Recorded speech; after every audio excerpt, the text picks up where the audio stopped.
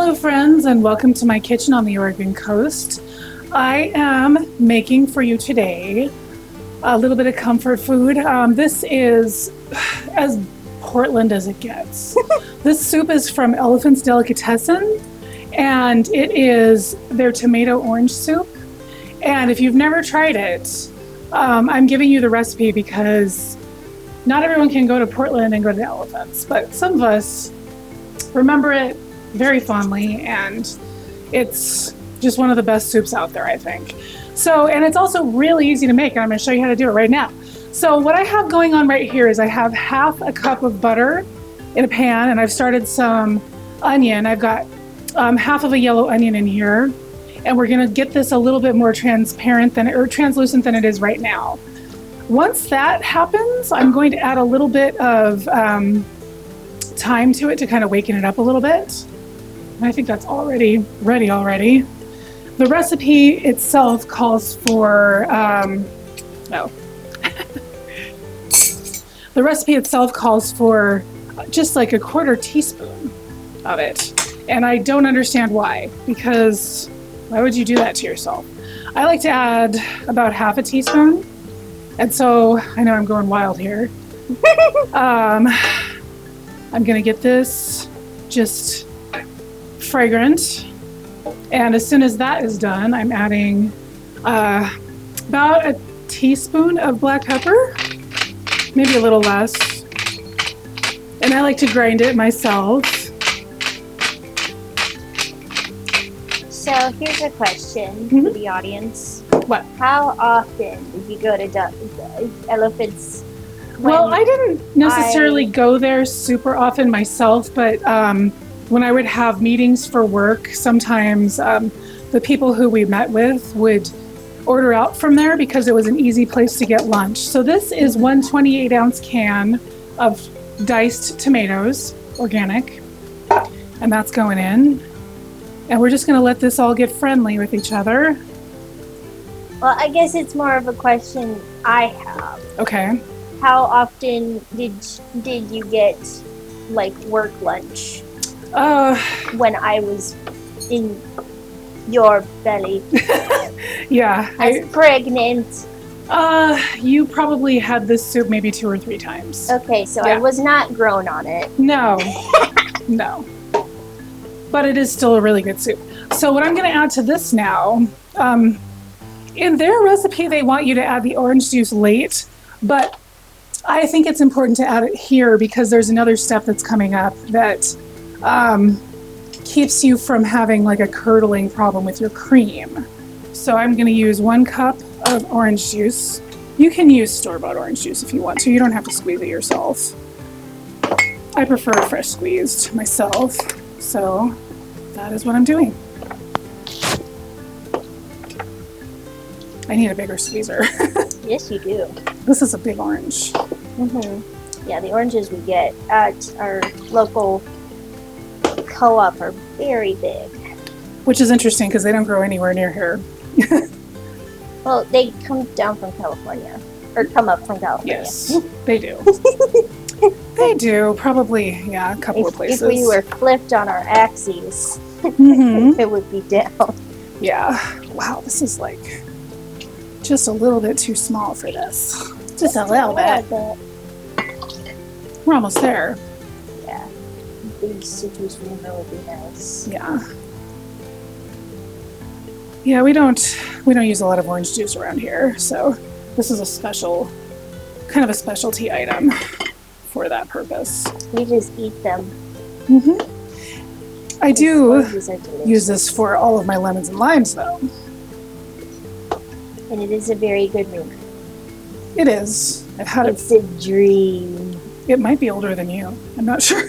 Really? Yeah. Really? Yeah. I don't remember having that when I was a kid. I don't remember when I got it, but I've had it for many years now. But I should invest in a larger one because this is like... I remember that yellow and green citrus reamer you had. Like the one that squeezed from... Yeah. It was like... Wasn't the best. Okay, so I'm just going to add this. Actually, what I'm going to do is this is supposed to now simmer for about 10 minutes.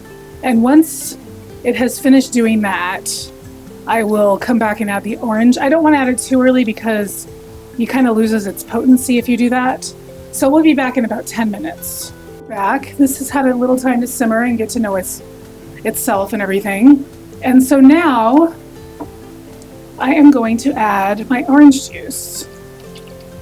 And it's going to go in there and also become friendly with everything. And I want to let this go for about a minute while I go and get my immersion blender.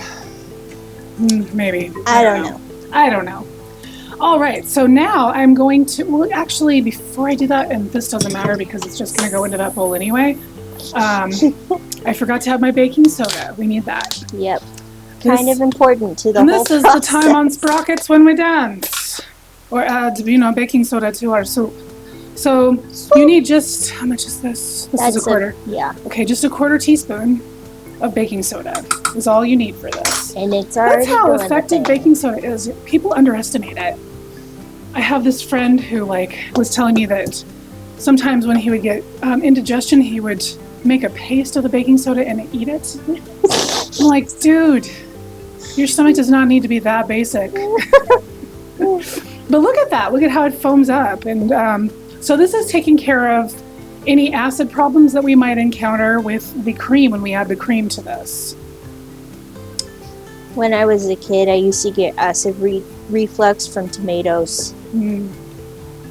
It was not fun. Yeah, there's a lot of acid in tomatoes. A big garden of tomatoes, and I couldn't eat them. The tomatoes were prolific in Portland. I miss that. We can't really grow them here. It's a little too cold. It's a little bit too cold. I have seen community gardens, and I'm going to check out and see what I can grow in my zone. I'm sure there's something that we can grow that will be ours. All right, and delightful. And I go with the immersion blender. Always make sure when you're using an immersion blender that it's immersed, because if you don't, you're going to have a bad time. Yup. It's going to get real sloppy. So I turn it off, go back in, turn it back on. Turn it off, go back in, turn it back on. Like that. And then you can get all the stuff that floats to the top too.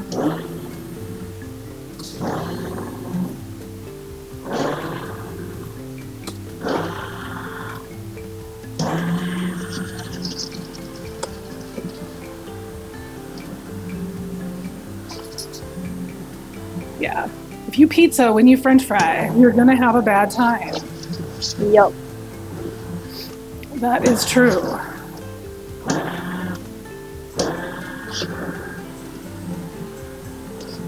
Yeah, I did a fair bit of skiing when I was a teenager, mostly cross country.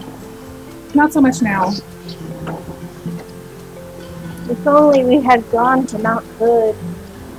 Yeah. That would have got to be more expensive. I remember it being pretty affordable when I was a teenager.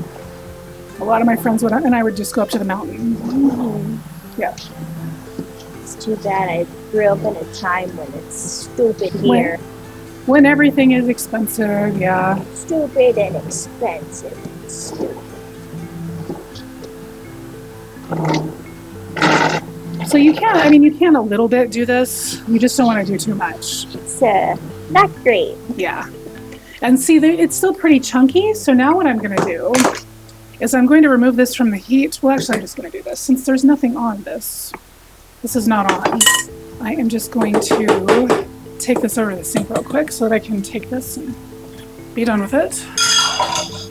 And then I am going to pass it through a sieve. You don't have to do this. I do it because I like the silky texture that you get from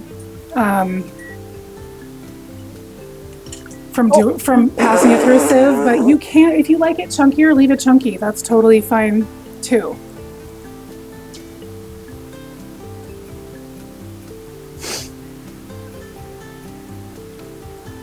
I could say something like Chef John here, but I want to leave that for him. That's his shtick. That's his shtick, yeah.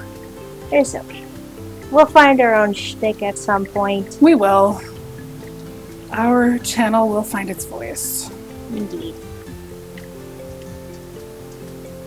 But look at that. Look at how clean that is. Silky smooth. Very silky.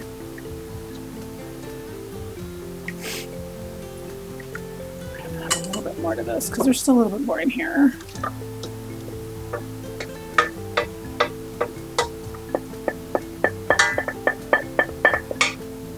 But yeah, back in the day when I still worked in an office and was still in charge of like certain committees and things, I would meet with the transit authority and they would always buy me this soup. Because they loved you. Yeah. They thought you were the bee's knees. How right they were. Aw, thanks. Yeah, this is looking good. Looking good. Let's get as much out as we possibly can. There's lots of goodness here. Mm-hmm. As much goodness as you like. Happy little soups. Might as well not mess up the beautiful soup that we just made with Clumps. clumps.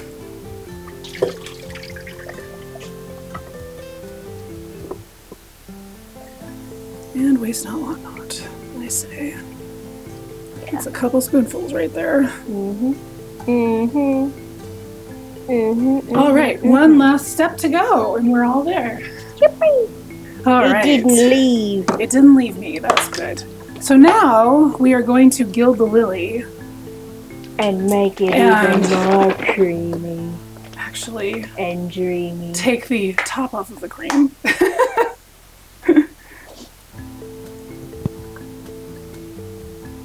All right, 1 cup of cream finishes the soup off. Cream! In it goes. Yippee! No curdling, Always delightful. which is what we want. We're not here for weird clumps in our soup. Thank you very much.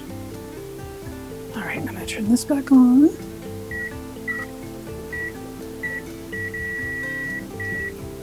Let it go for a couple minutes and we are ready to taste. Yippee! We'll be back. Let's look at this perfect peachy keen soup here. And I am going to go in for a taste.